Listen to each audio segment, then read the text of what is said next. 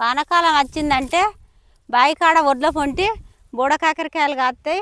ఇదంతా బోడకాకరకాయల తీగే. ఈ బోడకాకరకాయల కూర తినడం వల్ల హెల్త్కి ఎంతో మంచిది.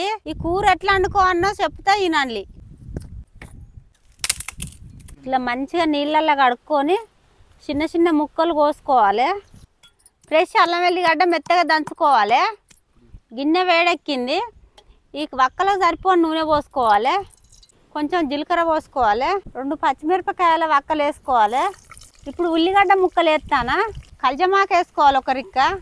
అల్లం వెల్లిగడ్డ దంచినాం కదా ఆ పేస్ట్ వేసుకోవాలి. చెంచాడు పసుపు వేసుకోవాలి.